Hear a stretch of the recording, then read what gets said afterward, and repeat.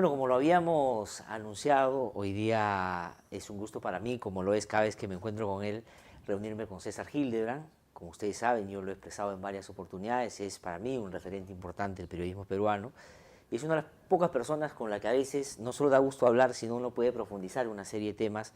Y creo que en este momento, que estamos en una crisis pronunciada, o en una expresión de una crisis que parece todavía no avisorar un desenlace más o menos predecible, es bueno recoger su punto de vista, que siempre son muy interesantes. Solo debo decir que César tiene un semanario que aquí recomendamos todas las semanas, se llama Hildebrand en sus 13, y él ha tenido la gentileza de recibirnos esta tarde para poder conversar sobre distintos temas. César, ¿qué tal? Qué gusto saludarte. El gusto es mío, Gracias, gracias, como como siempre, siempre. por recibirnos. ¿Ah? No, gracias a ustedes. Bueno, quisiera yo comenzar hablando sobre lo que está pasando en el país desde una perspectiva no solo coyuntural, sino como la expresión de una crisis como anunciada hace bastante tiempo, pero puesta en evidencia en su real magnitud hoy, y se expresa, digamos, centralmente en la administración de justicia, pero que irradia, digamos, al sistema político y a otros ámbitos también de la vida de nuestro país, ¿no?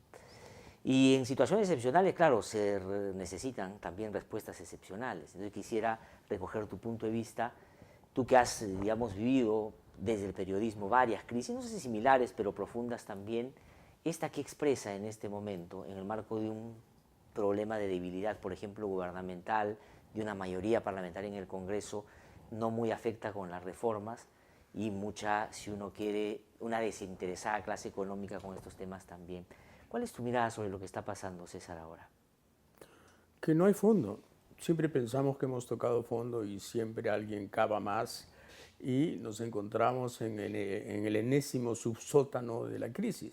Lo pensamos así el año 99, el año 2000, ¿no? Luego, cuando Toledo tenía un dígito de popularidad y pensamos que la democracia se venía abajo, también lo pensamos.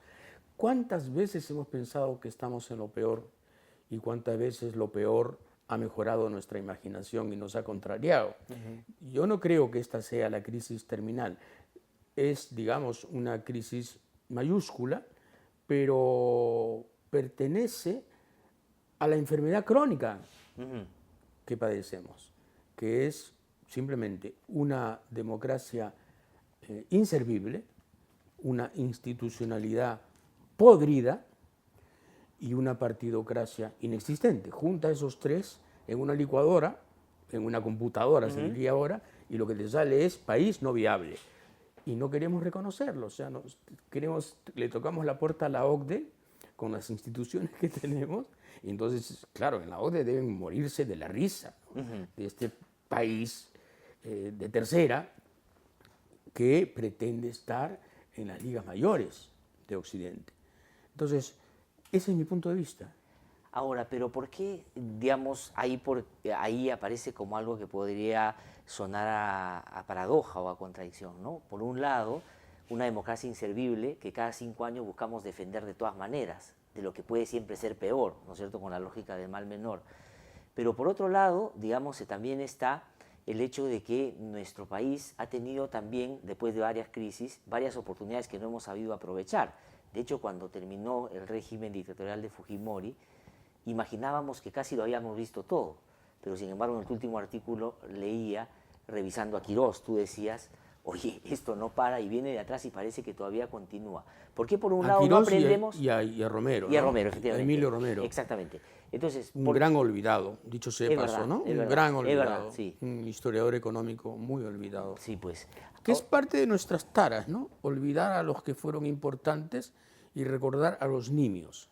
Esa es una de nuestras taras. Ensalzar lo que no vale y, en fin, ¿cuánta gente cita a González Prada? ¿Cuánta gente ha leído a Mariátegui? Sí, ¿Cuánta gente, verdad, sí. se ha documentado respecto de la vejez de nuestra crisis? Muy poca, ¿no? A la mayoría ni le importa, ni le importa. El presentismo es un drama tremendo para el Perú.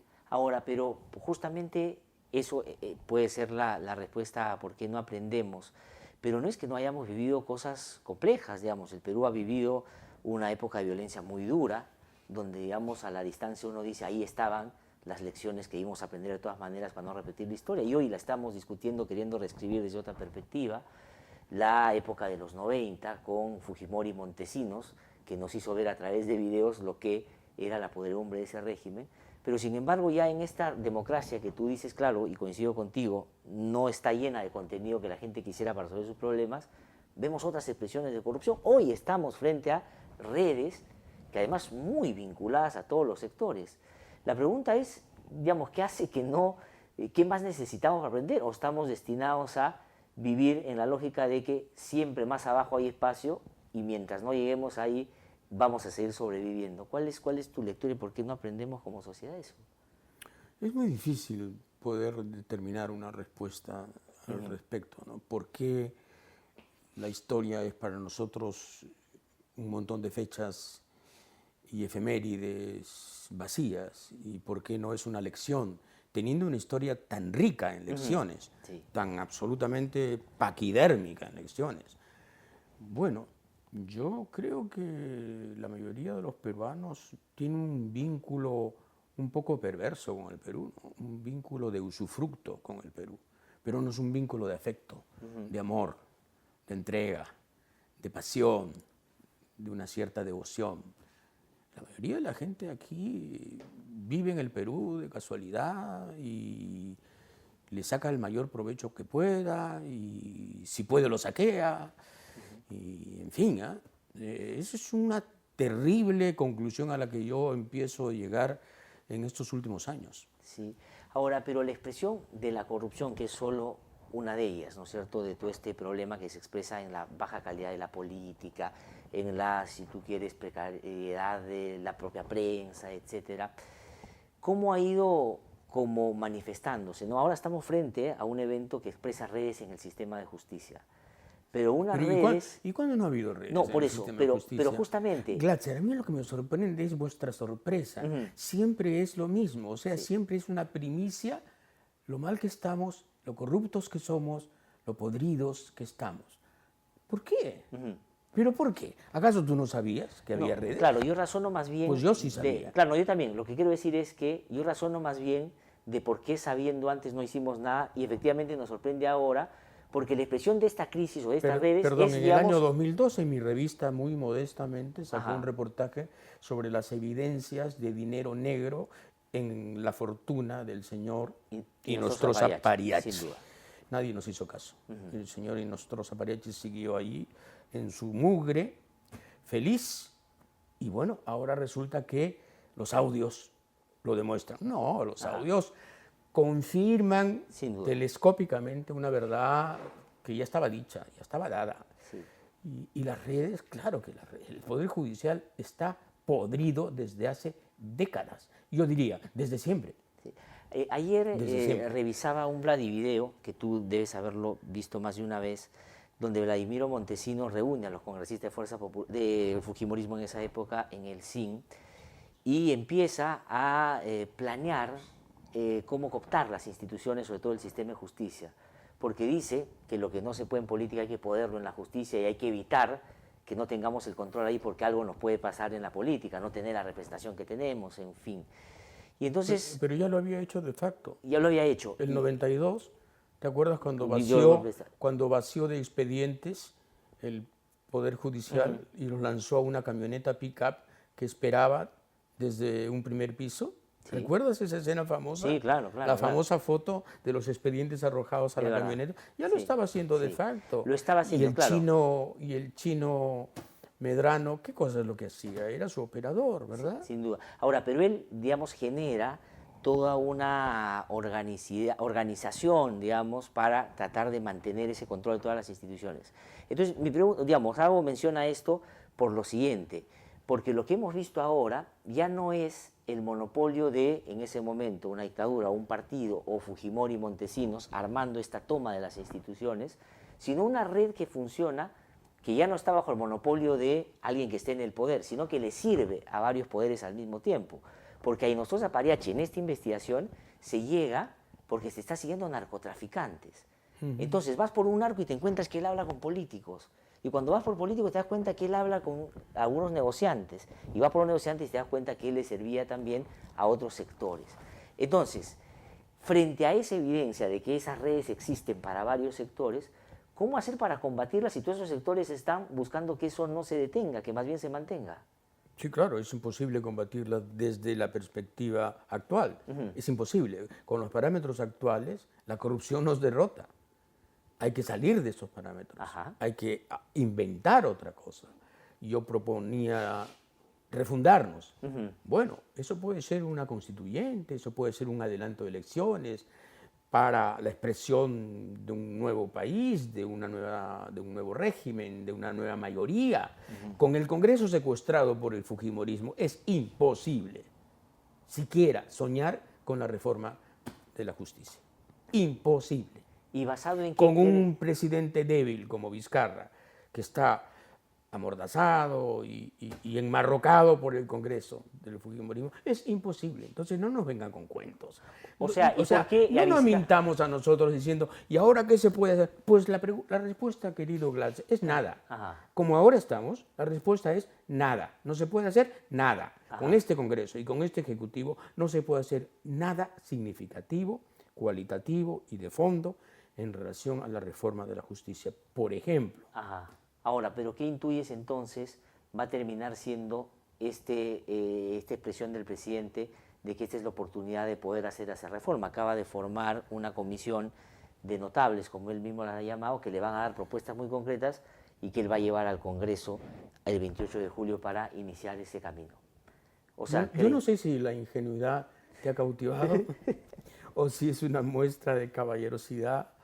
Quiero recoger tu opinión describiéndote los hechos. Creer que el señor Alan Wagner, exministro de Alan García, varias veces, exministro de Toledo, por lo menos, además en la cartera de defensa, que no manejaba para nada, va a poder, dirigiendo o presidiendo una comisión que tiene 12 días calendarios de plazo, Sí. formular una especie de plataforma de reconversión del Poder Judicial. Por favor. Eso es de melcochita. Ajá. Ese es un chiste de los chistosos. Ahora, pero es un chiste cuyo final puede ser muy peligroso, pero para él también, en términos políticos. Cuyo final va a ser una gran carcajada nacional, como suele ser. Es una broma esto. Una comisión de 12 días presidida por Alan Wagner con una serie de ilustres personajes para reformular el Poder Judicial. Háganme el favor, Glatzer. Por Dios. Tú no te lo crees. No, yo tengo las mismas dudas que tú, pero digamos, yo no tengo dudas, yo tengo manera. certezas. Sí. Esa comisión no sirve a nada. Ajá. Es una broma.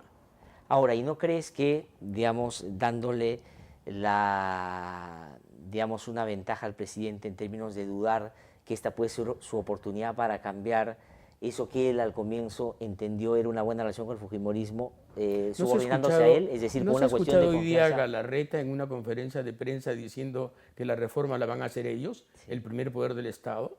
¿No has escuchado a Galarreta contestándole al presidente que sí, que aceptan la convocatoria, pero que la reforma corre a cargo del Congreso y que para eso se está nombrando una nueva comisión, seguramente con algún becerril, con alguna de las Yesenias del caso, para sanear el Poder Judicial? Pero Glatzer, por Dios. No, pero te pregunto... Esto es una comedia, pero mal hecha. Es una comedia negra, es cine negro en realidad. Ahora, pero entonces estamos frente a un momento de básicamente simulación de cambio, porque el Poder Judicial acaba de anunciar su reforma. El Congreso hace lo propio. ¿Quién ha anunciado? Y el ¿Duberlí? presidente, Duberlí, es la enésima broma de la noche. Por supuesto, en realidad este es un programa cómico ya. Nuestra entrevista pertenece a ese género ya. Pero entonces... Duberlí anuncia la reforma del Poder Judicial que en todo el tiempo que él ha presidido no ha conocido una sola reforma. Por favor, por favor. Ahora, entonces... Pero Glatzer, ¿por qué creen que somos idiotas? Pregunto. Yo a veces me hago una pregunta, digamos, masoquista, ¿no? No es que seremos idiotas, y no es que no, de repente no es que nos creen no que nos idiotas, hacen, sino que nosotros nos de creemos. repente somos idiotas. Nos hemos asumido así. Pero digamos... Porque la manera de jugar con esto ya es, francamente, se les pasa la mano, ¿no? Sí. Bueno, pero ¿en qué va a terminar esta historia? Porque, digamos, la carcajada nacional puede ser, digamos, una de las maneras, pero la otra puede ser una movilización ciudadana muy importante que no deje llevar por la simulación de los poderes del Estado Ojalá, y que pues, exija una cosa de ojalá que naturaleza, así que es como sea, tú pues. dices en tu artículo, al final, ¿no? En la última entrega de Hildebrand en sus 13, que claro, la juventud tiene la palabra, o sea, el sector limpio de la sociedad tiene que hacerlo. Solo ellos pueden sacarnos de esto. Ojalá. Ojalá que tengamos nuestra petite revolución francesa, ¿no? Sí, nuestra limpieza de establos, ¿no? Sí, ojalá. Porque lo otro es farsa pura. Absolutamente O sea, farsa. digamos, va a ser un poco ganar tiempo para no hacer nada y, digamos, muy rápidamente llenarse seguramente de otros temas y dejar que la ola pase. Ese es un poco lo que tú consideras va a pasar. Sí, claro, pero no tengo ninguna duda. Y El las co- redes esas de corrupción el- se quedan ahí y, digamos, solo caen aquellos que por estos días han empezado a ser más conocidos. Sí, claro, de igual modo que el señor Curi fue reemplazado por el señor Moreno y el señor Moreno será reemplazado. Porque el asunto no son los nombres, el asunto es que la podredumbre tiñe la política peruana, tiñe el poder. En resumen, el poder está contaminado. Este país es un país infectado por la corrupción. Y entonces esto solamente se cura con un gran y radical cambio. Ahora, pero Dentro de, por supuesto, dentro de lo que puede ser una nueva constitución. ¿quién, digamos, habilita el escenario para que eso pueda ser posible? Tendría que No hay venir nadie en este de momento una que tenga el convocatoria del propio coraje. presidente. El presidente no lo va a hacer. Tú, por ejemplo, el Yo, presidente... yo, yo plantearía o una nueva constitución o un nuevo gobierno mediante el adelanto de elecciones. Serían dos elementos de shock capaces de desatar una dinámica de cambio dictada, urgida por la juventud y por los sectores sanos del país, que los hay. ¿Mm? La sociedad civil tiene muchas ansias de cambio, pero todo está, digamos, controlado por una cúpula partidaria, política, empresarial, judicial. ¿Estás describiendo de una que está, que dirías tú, articulada, toda esa, digamos, corporación que has descrito? es una inteligencia automática, ¿no? Es evidente O sea que se genera una fluidez, digamos, casi natural entre ellos. se generan ósmosis Ajá. y se generan sinergias y se generan, digamos, coreografías, ¿no? Acrobacias de la corrupción, en donde evidentemente todo tiene o todos tienen una función coral. Claro, es el fiscal que no investiga, es el juez que no castiga, es el empresario que corrompe, es, en fin, etcétera, etcétera, etcétera. Ajá. Es el la gobernador época- que roba, es el controlador que no controla o el contralor que no controla, etcétera. Todo es una cadena. La corrupción funciona así, funciona siempre como una orquesta. Ahora, el ejemplo de lo que pasó en los 90 nos llevaba de repente con menos dificultad a definir todo eso como fujimontesinismo, que de pronto era cabal era comprensivo, ¿no es cierto?, en términos de lo que significaba. Hoy, ¿qué es? Porque no solo le sirve a la política, ¿no? Fuerza popular, ¿no?, que tenía, si hubiera querido y tenido la pretensión de serlo, una entrada de otra naturaleza al ámbito más democrático, pero sin embargo con los usos y costumbres de los 90 sigue haciendo lo que, digamos, aprendieron en esa década. Pero no solo es una organización política, porque no es solo una organización política que tiene poder para determinados fines políticos. Está integrada por gente que tiene intereses y muchos de ellos ilegales y que está operando. Significativo termina siendo, por ejemplo, para mí, la conversación de Eresi, que es un fujimorista que no estaba en la bancada fujimorista, porque llama a Hinojosa Pariachi para decirle cómo hacen para que esa sentencia que favorece a los lavadores de activos se convierta en ley, cuando la propia Corte Suprema había más bien revertido esa tendencia. Y eso no es centralmente político, eso ya es vincularse a mafias distintas a quienes quieren favorecer. Entonces, ¿cómo describes esa organización que dices por ósmosis se va juntando y que funciona? O tal vez ya no hay algo que sea cabal para describirla. Digo, pensando en cómo combatirla, porque... Bueno, digamos, acabas de escribirla tú en tu pregunta-respuesta. Ajá. Es eso, es exactamente eso. Un tejido que ahora lo cubre todo. Y claro, es paradójico, es irónico que en esa conversación citen la Convención de Palermo, ¿no? Sí, sí, sí, sí, Me sí. pareció Además exquisito. dice, Un detalle de verdad de un buen guionista, ¿no? Sí, Citan la Convención de Palermo. Hombre, qué otra van a citar? sí, Claro, les faltó la Convención de la Camorra, sí. ¿no? Ahora, pero digamos, la naturalidad con la que se manejan esas redes es lo que da cuenta no solo que están bien instaladas, sino que es probable van a seguir funcionando así pase esta crisis, ¿no es cierto? Los audios tienen algo de redundante, ¿no? Lo que pasa es que son espectaculares y son llamativos, pero tienen algo redundante. Todo esto o lo intuía la gente o lo sabía la gente. O sea, todos los que estaban vinculados al Poder Judicial sabían quién era Inóspero Zapariach. De igual modo que todos sabemos quién es Villestein. Y todos sabemos quién es Heresi. Ahora, claro, viene el audio y, digamos, de una manera tautológica nos dice, sí, aquí está Heresi. Bueno, ok, a mí no me sorprende.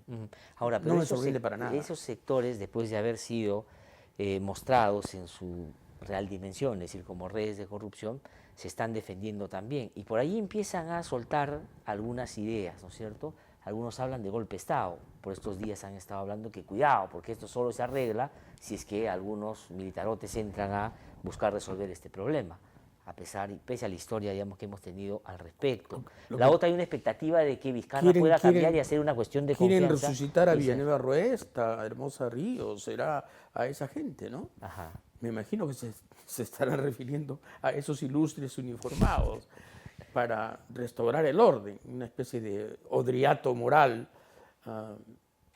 recurrente. En fin, ni hacerles caso mucho, ¿no? Ni hacerles caso. Pero digamos, en esa línea, por ejemplo, en los últimos tiempos han estado abocados a objetivos muy concretos, ¿no? Uno de ellos, por ejemplo, ha sido el tema de, tomando esto último que acabas de mencionar, como querer reescribir lo que ha pasado en el Perú, pero desde su perspectiva. De hecho, una expresión más burda de eso, hay otras, es lo de Donaire con el lugar de la memoria o del propio Galarreta con este parque temático para resaltar la figura de los héroes, donde muchos hemos hablado de a quienes pondrían ahí, de pronto a Villanueva Ruesta o hasta el Grupo Colina, digamos, en ese tono de grises que pueden haber en el intermedio, ¿no? Pero están en ese afán, es decir, no es que ellos se hayan quedado tranquilos con lo que se cuenta al respecto y es lo que pasó, sino ellos quieren armar su propia historia. ¿Eso cómo lo has visto avanzar en estos tiempos, en épocas de debilidad política, digo? Como un intento inútil de aquellos, parecido, digamos, una copia chusca de aquello que hicieron algunos historiadores de la posguerra, de la Segunda Guerra, ¿no? Está el famoso caso del inglés David Irving, un neonazi que revisó la historia, entre comillas, y planteó la tesis de que Hitler ignoraba el Holocausto y que Hitler ignoraba los detalles y el planeamiento de la solución final para los judíos. Bueno, el señor Irving fue sometido, porque enjuició a una persona, a un juicio en Gran Bretaña, lo perdió, tuvo que pagar 3 millones de libras esterlinas, quebró y se cayó la boca para siempre. Eso pasa con los revisionistas. Los revisionistas históricos de esta calaña terminan mal. Lo que pasa es que esta gente actúa en la impunidad porque nadie les sale al frente. Nadie les dice que son realmente delincuentes que quieren retroactivamente justificar a los asesinos que consideran ellos los íconos de la nacionalidad. El problema, Glatzer, entre otros, es que nuestro lenguaje es muy débil. El de ellos es fuerte. Nuestro lenguaje es democrático, liberal, rosado. El de ellos es el de los energúmenos. El de ellos es, esto es así y hacemos nuestro parque y el es terruco. Y nosotros respondemos con nuestras vocecitas suaves de ángeles heridos. Y entonces estamos fritos. Hay que alzar la voz y hay que decir las cosas. No sea usted sinvergüenza, no sea usted cómplice retroactivo de esos asesinos que ensuciaron a la Fuerza Armada y que estuvieron a punto de hacernos perder la guerra con Sendero. Porque si hubiera sido por ustedes y por ellos, Sendero habría tenido el triple de reclutaje que tuvo.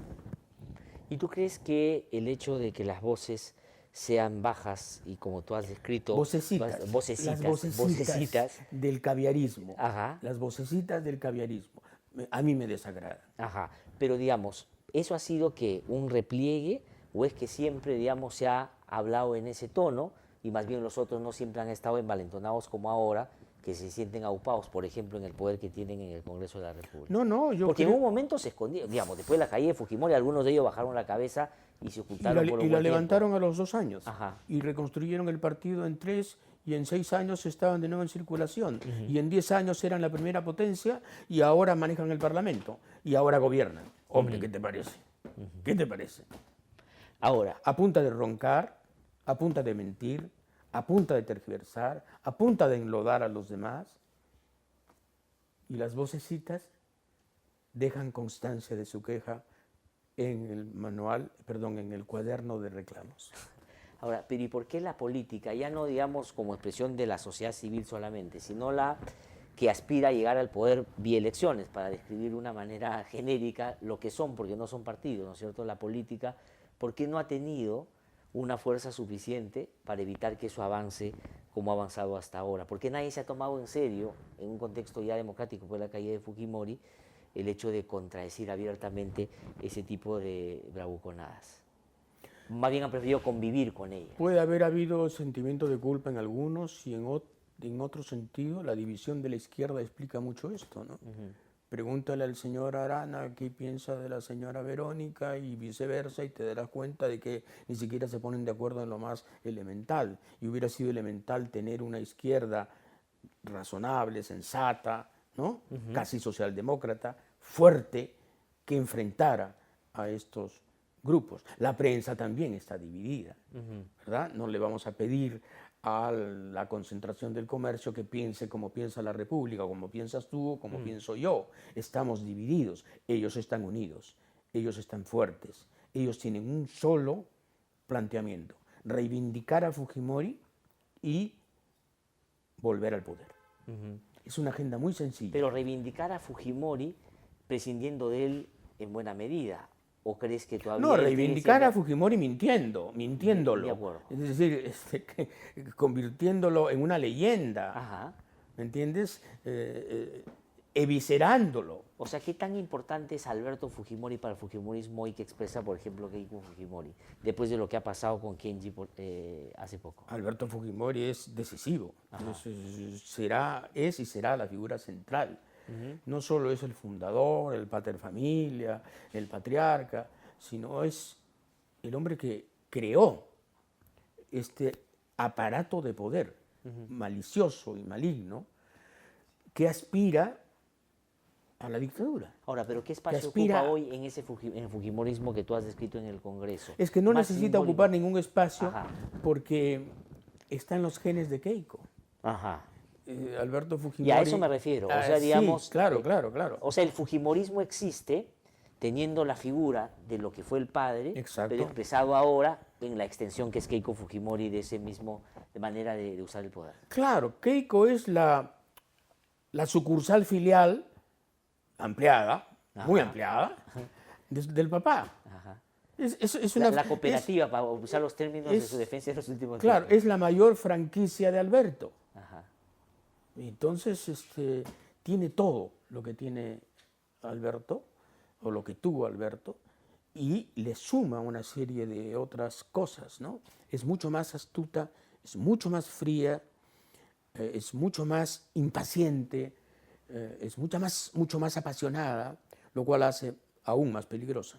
De acuerdo, pero le hace también, justamente por esas características que ha descrito, ser a veces, digamos, burda en su actuar y por lo tanto no conseguir todos los objetivos que quiere. De hecho, ha perdido 2 veces las elecciones generales. Claro, tú podrás decir, pero igual gobierna, pero ha perdido 2 veces, ¿no? Sí, claro, pero estaba a punto de ganar. Ese es otro... Es la otra lectura. O sea, Claro. nadie podía imaginar que desde los escombros del fujimorismo del año 2000 podía la hija perder con las justas 2 veces la presidencia. ¿Y Kenji Fujimori qué es, qué fue o qué intentó ser en ese juego fujimorista? Él intentó hacer algo distinto, auténticamente blando, auténticamente, digamos, light, y claro, no cabía en una organización, digamos, hecha para para el totalitarismo, hecha para el control absoluto del poder. Ahora, pero ¿cómo podía ser Kenji blando era si una, reivindicaba al papá, Kenji era, digamos, en toda su Kenji era expresión? una incomodidad, porque además pretendía ser la herencia del padre. Y Keiko no podía tolerar esa usurpación, porque es ella.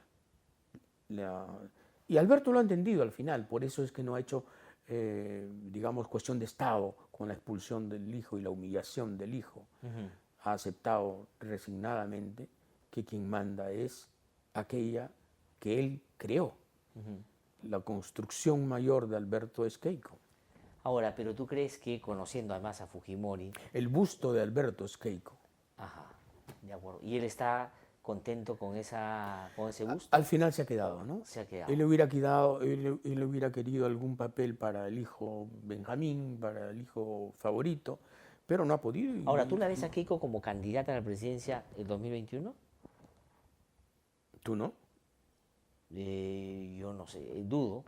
O sea, digo, también dudo, porque, digo, no sé si le va tan mal como hasta ahora le está yendo, puedan insistir, digamos, Pero yo no sé por qué dices que le va mal. digamos, Gobierna el país. No, sí, desde esa Discúlpame, perspectiva. Pero daría gobierna la el impresión país, que, decide las cosas más importantes del Perú. ya, por eso, gobierna. O sea, Entonces te digo, echa ministros, se tumba un presidente. ya, ¿Qué te pasa? pero lo que pregunto ¿Qué es, te ocurre? si ¿Por el qué dices que le va 2021 mal? Le va re bien. No, pero le digamos, va re en los bien. índices de No, aprobación esas son de la las gente, encuestas que no le hacen ni cosquillas a la gente. no. O sea, Keiko no le importa eso hoy.